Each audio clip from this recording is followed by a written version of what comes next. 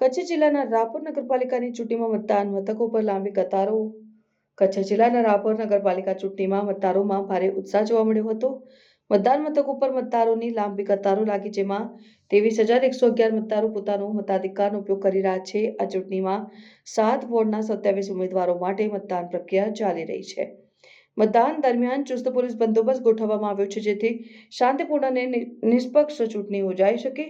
સુરક્ષા દળો મતદાન મથકો પર કડક નજર રાખી રહ્યા છે અને કોઈ અનિચ્છનીય ઘટના ન બને તેની ખાતરી કરી રહ્યા છે. સવારે 9 વાગ્યા સુધી આંકડા મુજબ રાપર નગરપાલિકામાં 8.45% મતદાન નોંધાયું છે, જ્યારે ભચાઉ નગરપાલિકામાં 4.74% મતદાન થયું છે.